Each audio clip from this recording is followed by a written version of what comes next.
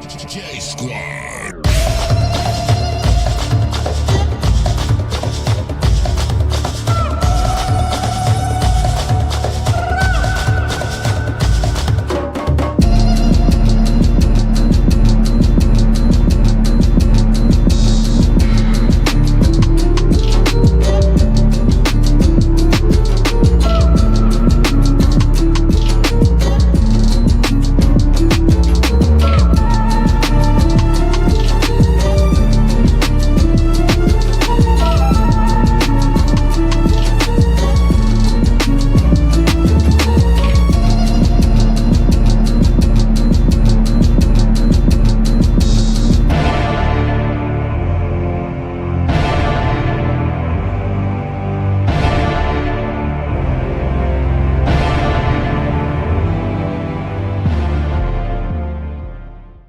Welcome to WTF History. I'm your host, Marissa J., and this is a monthly podcast that talks about all kinds of fucked up shit in history.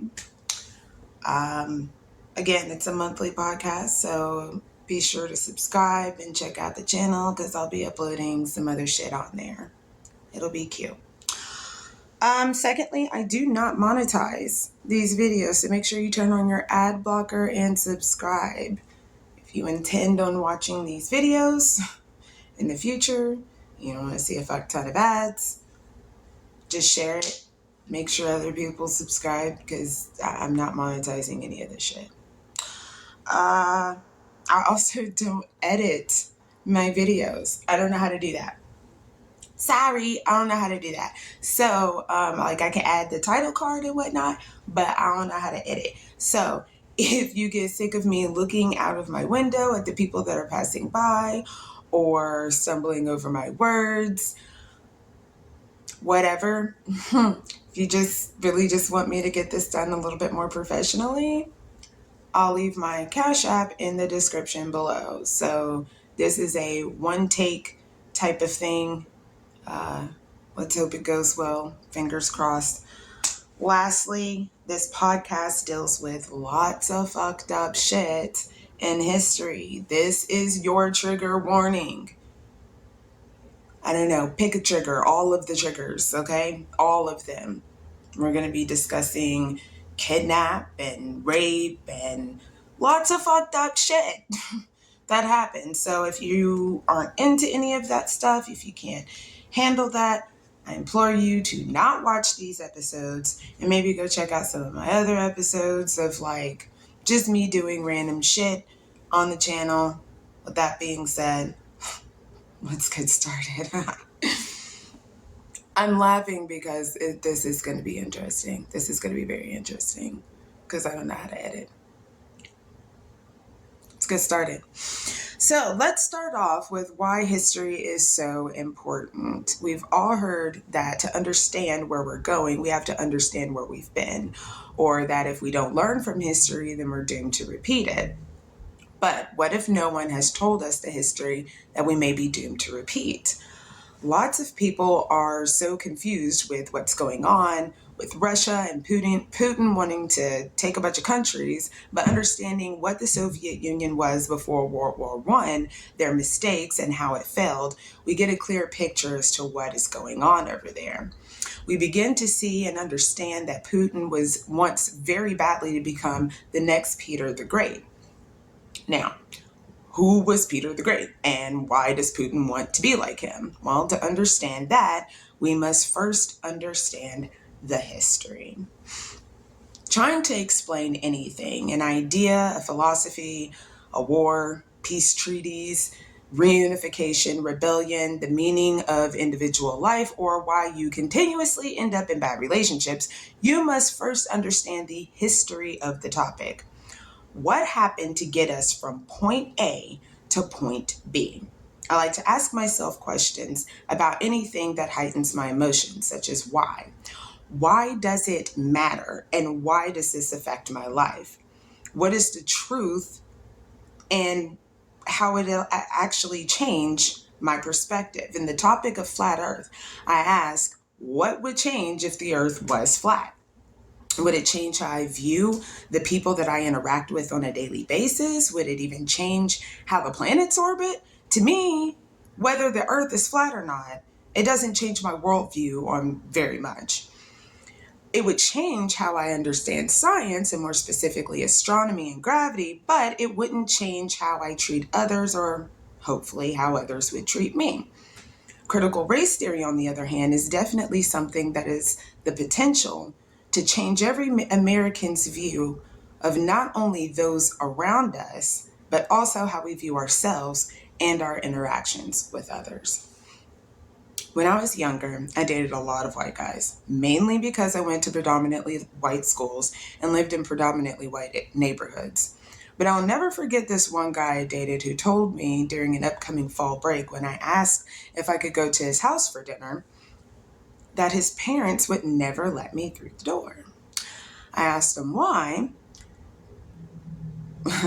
No. I asked him, well then, why were we even dating? It's not like we'd ever get the chance to be serious, especially if he refused to introduce me to his parents. His response was, you're just practice. Although I should have ran him over with my friend's car, don't do that. Violence is bad, okay? I was more curious than angry. I thought, why would I be practice? I couldn't understand what he meant, but those 3 words stuck with me for a long time. When I realized what he meant by that, I then wondered where that sentiment came from. Was this taught or innate? If you would never marry a black girl, why date one? Why did you need the practice with somebody that you seemingly aren't even attracted to? I had so many questions and no one to answer them, at least not directly. When I was 15, I was sexually assaulted. I was called disgusting, fast, and someone who asked for it. But when my friend, who was white and much older than me, was also assaulted, she was believed and cared for. It was baffling to me because the only difference was our race. She got empathy and I got ridiculed. It took me years to come to terms with the fact that teachers, counselors, police, and even some family all had something in them that told them that I either wanted it or that I lied altogether. And so again, I wondered, where did this come from?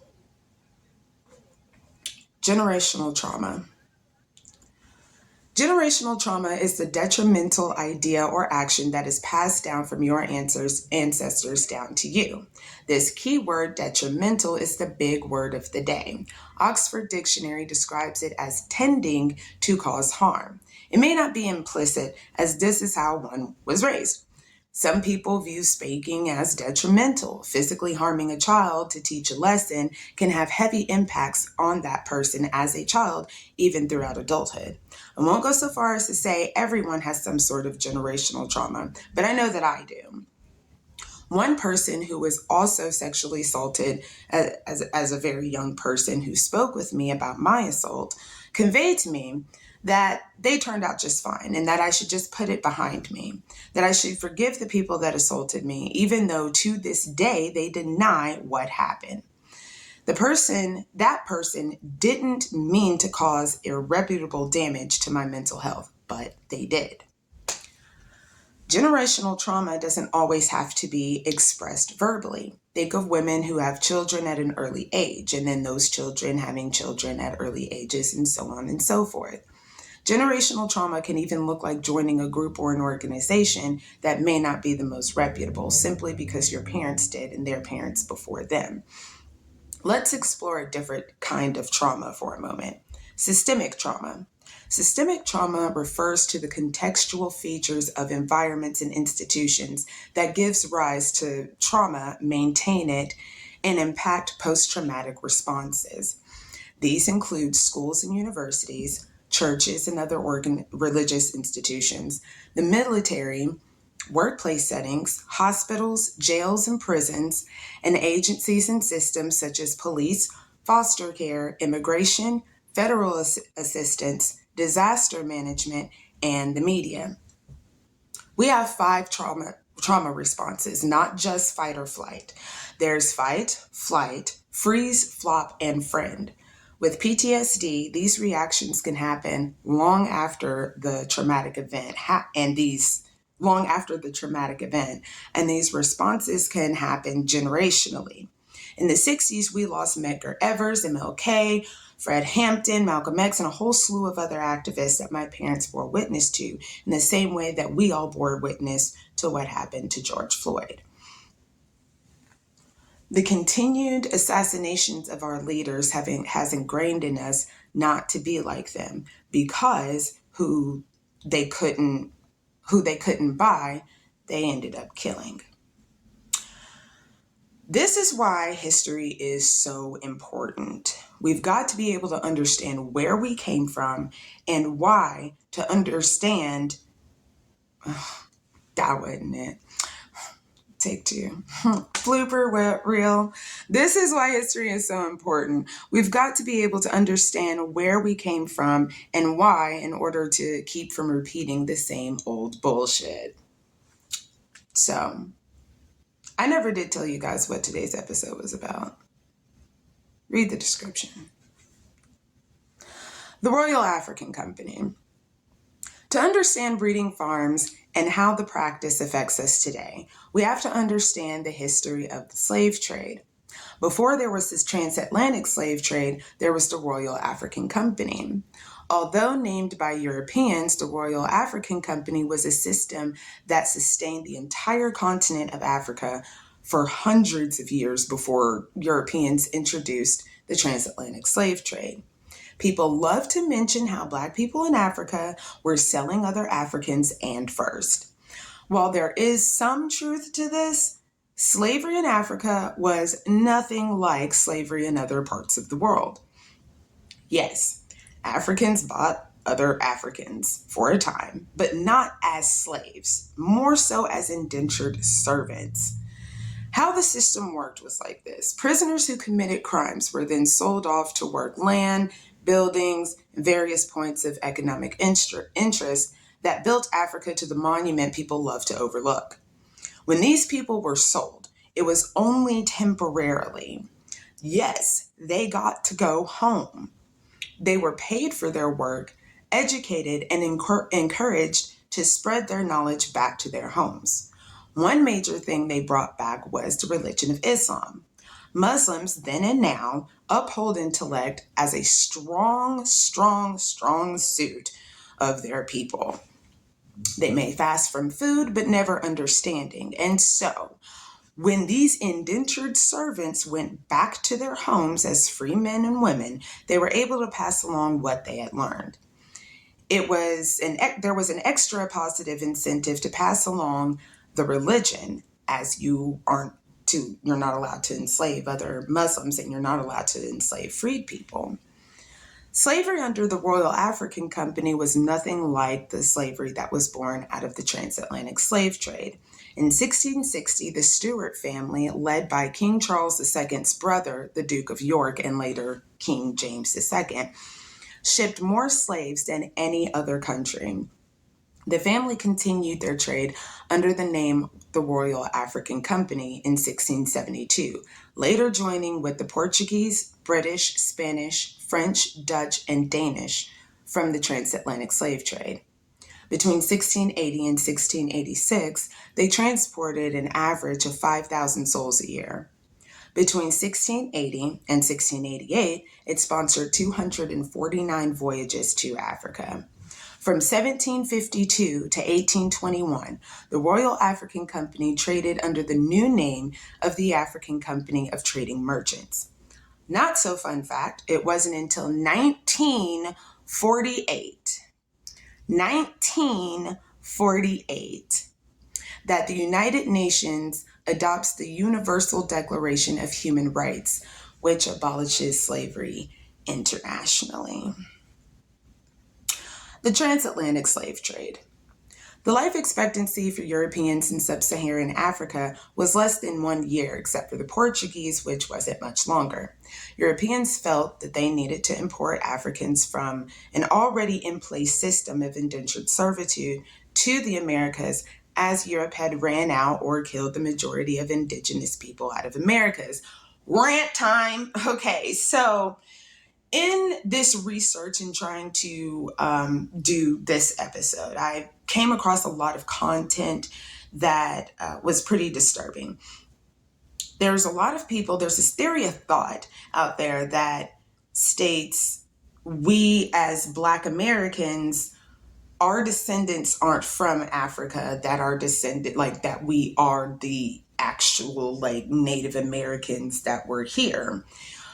Yes, Africans off of the coast of West Africa traded with the people that were here all up and down North and South America. We've been doing that. We've been knowing each other. Them's our cousins. Okay? That's not us. It's our cousins. And I think that it's really fucked up that a lot of people have so much self-hatred that they feel as though they have to completely detach from our ancestors, which came from Africa.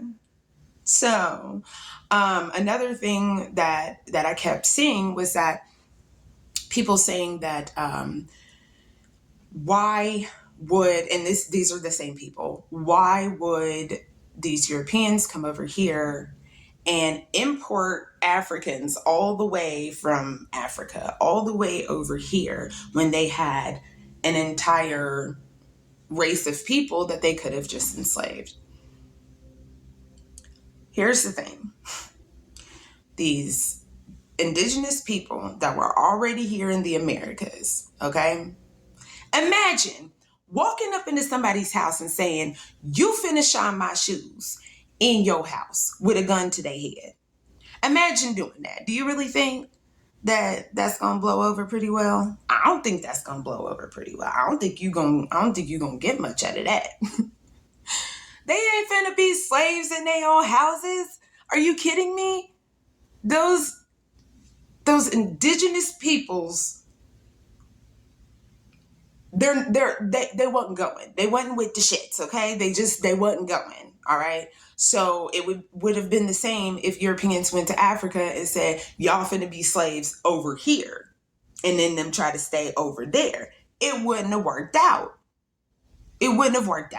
So please use common sense when you're doing your research into especially into things in history, because if it's not in black and white, then it's an opinion. And we don't do opinions over here. I'm sorry, but these particular episodes, we don't do opinions over here. We go fact, no feelings, okay? So, sorry. Rant over. Okay, so during the 15th century, off the coast of Africa, European migrants invaded and colonized the Canary Islands. After uprising by 1494, Portugal and several West African rulers came to an agreement.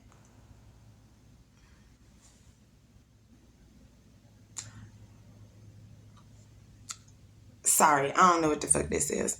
The Portuguese in the 16th century were the first to buy and transport slaves across the Atlantic, and in 1526 they completed the first transatlantic slave voyage to Brazil, and soon the other European countries followed. Denmark was the first to prohibit the slave trade in 1792, but the slaves in the West Indies weren't liberated until 1848, 15 years after the British slaves. And Denmark owned Canary Islands. We back on the same track? Okay, good, because I wasn't. There's an account of a 10th century geographer, I'm going to try to put the name down right here. You try to guess it.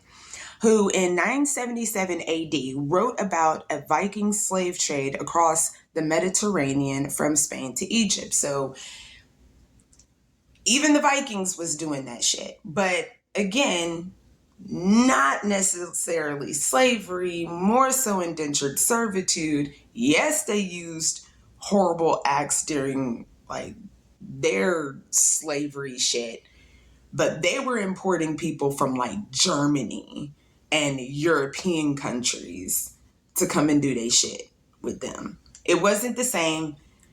And honestly, like, I'd love to get into it one day, maybe, but that's not what we're doing here. We're talking about this kind of history. So I'm sure there's plenty of areas all across any library that you can find more information about that. The transatlantic slave trade went as follows: rum and goods to Africa, slaves to South and North Americas in exchange for sugar to make the rum in North America, and the slaves to make all of this merchandise. Brazil currently has the second highest Black population in the world. There was more than just rum and sugar, but that was like kind of like the main triangular trade route that they went on. But there was more than just rum and sugar. There were plantations of coffee, tobacco, cocoa, sugar, cotton, gold and silver mines, rice fields, the construction of industry, cutting timbers for ships, skilled laborers, and of course domestic servants spread out all across the Americas and Europe. Internal slave market. The objective of the internal slave market, or breeding, was to increase numbers of slaves without the cost of purchase from the transatlantic slave trade, and to fill labor shortages caused by the abolition of the transatlantic slave trade in 1808, or 1807 in England's case. After importation was banned, America underwent rapid expansion of cotton, as the cotton gin was made in 1793, sugarcane, and rice production in the deep South and West. So there was a lot. They were able to make more of this shit. The upper southern states had excess numbers of slaves due to a shift of mixed cropped agriculture, which was less labor intensive than tobacco. So instead of at least pretending to be half human and just release the excess, they ended up selling them down south, down Louisville, Kentucky, and down the Ohio River, where major slave market and port for shipping downriver by the Mississippi to the New South. New Orleans has had the largest slave market, the fourth largest city in the U.S. by 1840, and the wealthiest because of its slave trade. Justification. In order to further justify their inhumane mistreatment of slaves, let's start that sentence again. In order to justify their inhumane mistreatment of slaves, they had to quickly turn from personhood to thinghood. And with the help of Genesis chapter 9, they were able to do so. So what happened in Genesis chapter 9? Well, if we remember back to Vacation Bible School, during the antediluvian times, we remember Shem, Ham, and Japheth, sons of Noah. Well, as the story goes, since Ham walked in on Noah drunk and passed out naked, Noah cursed not Ham, but Ham's fourth son, Canaan. Here are three possibilities. 1. Ham castrated Noah, preventing him from having a fourth son. 2. Ham sodomized Noah. 3. He slept with Noah's wife, and Canaan was the product. In the book of Jubilees, which is a non-canonical apocryphal book in the Bible, Ham was born in 1209 Anno Mundi, AM. In AM 1209, Ham was born, 2 years after Shem, 3 years before Japheth, and 99 before the flood. In AM 1569, everything west of the Nile to the south of Gadir was given to Ham by inheritance. In AM 1639, nations were scattered following the Tower of Babel. Ham and his children went to their allotment, but Canaan refused, which ensured a second curse on him because he chose to be with his brother Shem along the eastern shores of the Mediterranean, a region later promised to Abraham. So, what the hell does that have anything to do with black folk? They claimed that Canaan's curse, or Ham's curse, I'm not really sure who got cursed here or even what the curse was, but Europeans claimed that the curse is black skin because Ham's allotment was the entirety of Africa, even though everybody in the Bible in that area had black skin. Just never mind that. The sexual abuse of the male slave. We will definitely get to the abuse that slave women endured, but I feel as though we know a bit about that already. There are still some things that we'll discuss that may shock you, but I want to get to the sexual abuse of the male slave first, mainly because we rarely ever talk about the mistreatment of slave men. But it happened, and the generational and systemic trauma that followed will help us to understand some of the issues that our community faces today. To start with, all slaves, male and female, were born as savings accounts. Slavings accounts? That's fucking dark. Yes, black infants were actual savings accounts. Normally here is where I would get into some conspiracy theories about our social security numbers and our birth certificates, but that's a whole other video for a whole nother time. But for those coming across the Atlantic, especially for those who fought back, there was a system in place called buck breaking.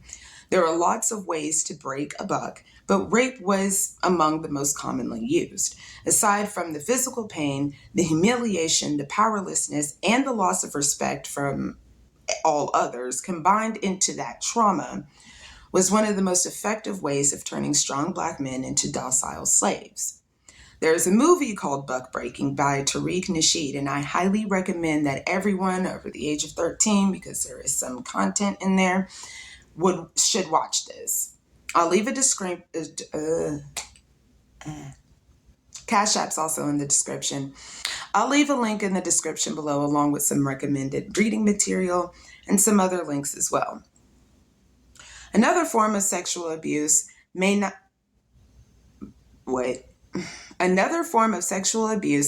have happened on every plantation, but even once is too many. There were times when the slave master would leave for extended periods of time without his wife. To keep the master's wife at home and not messing around with Master Joe or Master Bill down the street, he would leave her with a black male slave to accompany her at night. Now, to all the other slaves on the plantation, this seemed to be because this slave was favorited, as the white woman was the purest thing that they were told that they knew. So for a male slave to be allowed inside the big house at night in the wife's bedroom, that seemed to all others that he had the highest of privileges. What they didn't know was that Massa was never going to leave a fertile slave with his wife. So these men were castrated. Sometimes the penis and testicles were both removed for good measure. Another way to emasculate the black male slave, aside from refusing to give them pants and making them work in fields wearing dresses, not every male slave, but some, was forced to service other male slaves in group orgies for their master's entertainment. These depraved, dark practices happened in lots of plantations all across America. Breeding farms. But the breeding process was a horrendous trauma that almost all slaves endured. The selection process began with monitoring each slave child as they grew. If by 15 the slave boy was big and strong, he would be bred with an equally strong 13-year-old girl slave. The average height, build, strength, and even thighs and leg length for stronger field workers. This is why so many black men today are bigger and stronger in sports like football and basketball. The female slave was meant to begin having children at the age of 13, and the boys were started at 15. Sometimes these were the master's own slaves, sometimes they bred with slaves from other plantations, and sick fucks like Franklin and Armfield, the owners of the largest breeding farms in America located in Richmond, Virginia, would accumulate lots of big, strong slaves, usually ones who were caught running away, and use them for breeding, and then sending them back to their masters or into prison work camps or just executing them altogether once they were no longer useful in the breeding process. Girls were expected to have at least 4 children by the age of 20, and boys were expected to impregnate no less than 6 girls per year. This was a quota just like picking cotton. It didn't matter if you were in love with someone else. If they weren't good stock, you couldn't be with them. And of course, if there weren't good enough stockmen, the masters would allow the slave women that they raped to keep their children, as they were still investments. If a slave woman who wasn't good stock had a child with another slave who was also not good stock, the resulting child would most likely either be sold or even executed. And if boys could not perform and impregnate 6 girls per year, then he would likely be sold or castrated. Men had no way of fighting back these torturous practices, but women did, and in a few ways. One way, if they knew they were getting raped by either their master or forcibly raped by being bred with another slave, it would make it much easier if she pretended that she liked it. Not to get it twisted. We're not getting anything twisted. They knew how sick and fucked up it was, but it was going to happen either way. So they could fight, and each and every time, often being whipped or beaten for their insolence, or they could pretend to be into it. If slave men did this, they'd just be abused even more. But with women, it was going to happen either way. Another way women had to fight back was by not having the child at all. Mixtures of herbs that were already growing on most plantations were concocted as a tonic to drink and was pretty effective at its job. It also caused multiple physical side effects that lasted for months, years, and sometimes their entire lifetimes. And oftentimes, it left them infertile. With infertile women, they were usually kept either in the fields or as a stand-in parent for someone else's child. But normally, there just wasn't much use for an infertile woman on a plantation. Their fates could be a number of possibilities. But they also invoked one last act of defiance, and this dark and ugly truth is something that is usually skimmed over in history. I invite you to set aside any personal, religious, and political ideologies concerning the topic of murder for just a moment so that we may understand the actions of these suffered women. There were often times that slave women had to have their babies. Sometimes they just couldn't get access to the tonic or help from a woman that could help perform an abortion. Or sometimes they simply didn't know that they were pregnant until they were giving birth. And in her arms lied a perfectly innocent child, ignorant to the horrors that it would surely face if left alive. So, infanticide was a real problem on breeding farms and plantations. The children were rarely kept with their mothers. Boys would endure sexual deviances. Girls would certainly be raped, and there just wasn't any good that a slave woman could see that could come from allowing this child to live. So she killed it. Not necessarily as an act of rebellion, but more so as a mercy for the child. I'm not advocating infanticide. I'm not saying go out and kill babies, okay? That's not what we're getting at here. I'm just laying out what is in black and white and the possibilities as to why these women went that extreme route. Their lives were extreme. So, impact. Understanding the history of what these people went through can better help us to understand why our culture is the way that it is. It's widely believed that Black American women are promiscuous, having multiple children by multiple men, living off of government assistance, or how some would view accepting special treatment for having multiple children, and are strong for having to endure all of that. While Black American men are stereotyped as being deadbeat fathers, most likely to be closeted, white women chasers. These stereotypes come from somewhere, so let's explore how the breeding farms still have an impact on today's culture. Now, in describing all of that, I highlighted a few things when it came to the Black woman stereotype. But this is not a political thing. This channel is to, again, lay out what is fact, not feeling. With that being said, it's not hard to equate the Democrats' agenda when it comes to social programs and the special treatment for slave women who can produce more children. I understand the idea of these social programs. Some women do need help. I needed help at one point. But Democrats failed to see where the system rewards women, and today, not just Black women, all American women who have multiple children out of wedlock. And when you involve the system of some of these social programs, it deadlocks you into limiting your potential. You can be a career student on assistance, but good luck paying back those student loans. Joe Biden. Excuse me. Or you can stay in government housing and assistance where you cannot make over a certain amount.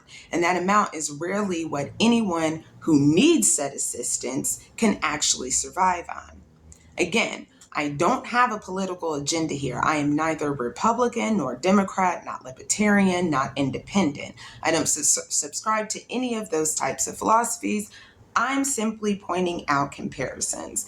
It's not to say that the system that is in place is inherently bad. I understand and can appreciate the sentiment of some of these programs, but in practice, they're eerily similar to the reward system on plantations when slave women had multiple children. When it comes to young Black girls having sex at an early age, they're assumed to have coerced or manipulated the person that they've acted out sexually with, regardless of the age of the other person. Fast and loose are terms that young Black girls are very familiar with, and the ones that have been molested and raped hear it way more often than those who weren't. Those girls in middle school weren't fast. They were victims and less likely to be believed if they did speak out. The last point that I wanted to touch on before speaking about Black men is that this ugly, strong Black woman trope isn't the compliment that you think it is. It's always on us to be strong because we've already endured so much. I want to be soft and vulnerable, but look at all the shit that I just laid out. I want to break down like Becky too sometimes, but I literally don't have it in me. It is ingrained into my DNA to keep it pushing and hold it down for everyone else, even when I'm shattered inside. Maybe instead of watching the Black woman struggle, you can get in there and help her out. So, on the plantation, the boy slaves were used to impregnate girl slaves. Let's redo that one. So on the plantation, the boy slaves they used to impregnate girl slaves weren't expected to father those children. They couldn't, as they weren't allowed to see these women again, let alone marry and raise families with them. So most weren't around, not because they didn't want to be, but because they physically couldn't be there. During the Jim Crow era, Black men were hunted as almost sport. Between false accusations that led to lynching and imprisonment, they were again unable to stay with their families. Yes, we have eventually gotten to the point now where if you would have to try to keep from seeing your kids, But after generations of absentee fathers, again, not in their control, how could one expect to even know where to start when it comes to raising a family? This isn't an excuse. None of these examples are. Again, I'm just highlighting here how we get to this point of having men figuratively running from their own children. So, not an excuse, but just an explanation. When I say most likely to be closeted, that's not to say all Black men are somehow on the LGBTQ plus spectrum, but there are an awful lot of them that are and refuse to admit that. This comes from generations of breeding alpha males. Let's be clear, that was the goal, to produce the fastest, strongest, most fertile men, and then abusing them to the point where their sexualities are brought into question. I feel like this would be a good time to interject and say again that I have no agenda here. I'm just saying that slavery I'm not saying slavery made Black men gay through generational trauma. What I am saying is that there were entire generations of men who were sexually assaulted throughout their lives and had no autonomy to accept or reject any advances that were granted permission by their masters. And regardless of who's making those advances, when we see this with Black women, that it still has an effect generationally. And what I mean when I say we see this with Black women is it's not only just now, it's only been just now that it's become the norm for Black women to be seen on and off the media and in abundance with white men. The shit just took us a minute. We were still raw. Now, I'm not talking about openly gay Black men who are comfortable with who they naturally are, because let's face it, homosexuality isn't new. It's just a thing that some humans do, just like I prefer whiskey over vodka. I'm speaking specifically on those who refuse to accept who they are. There's latent trauma there. And lastly, the prize of the pure white woman. White women in the not so distant past were upheld to be almost virginal, pure, and uncorrupted. And the Black man was, and still sometimes is, made out to be predators, unclean from all the women he had to impregnate, and unstable from all the kids he had to abandon, not a provider. So, for them to be able to become sexually intimate with the same women that their white counterparts are also romantically involved with, coupled with that alpha male mentality, you get the stereotype of the Black man chasing the white woman because she is the ultimate prize. We see a lot of these red pill Black men talking about how other races of women are somehow better than Black women in general, but we all know that's not true. My white girlfriends will slash a tire way quicker than any of my Black girlfriends. Just saying. They ain't with the shits either. No, the fact of the matter is that the white woman is still upheld as the goal, a symbol of status even. You see, not just celebrities, but regular Black men, when they've reached their come up, they will usually upgrade to a white woman. Now, this doesn't happen as much these days, but it does still happen. I'm sure you can think of at least one rapper who did exactly what he rapped about when he said, and I quote, "When he get on, he'll leave your ass for a white girl." But I digress. Once more, I have no agenda here, okay? We wouldn't have had Barack Obama, the last sane American president, if it weren't for interracial love. More specifically, white woman, Black man love. It's fine. I'm just here to connect the dots. So, now that the dots have been connected, sorry, I had to wet my whistle. I'm almost done, chill. So now that the dots have been connected, We understand this portion of history and how it still affects us today. What do we do about it? How can we move forward and try to fix any of this? Well, before we can fix the community, we have to start with ourselves. Being able to identify where your fuck ups came from is a great way to figuring out how to manage those fuck ups in the future. And the best way to do that is through therapy. Go to therapy. Before we can start going outward and expanding outward to try to fix everybody. And first of all, we can't fix everybody. Harriet Tubman had to leave some folk behind. So, can't fix everyone, but what we can start with is ourselves. So, yeah, that's the solution. Find you a good Black therapist and go to therapy. We all need it. While I believe that everyone here in America could benefit from going to therapy, oh my God, seriously?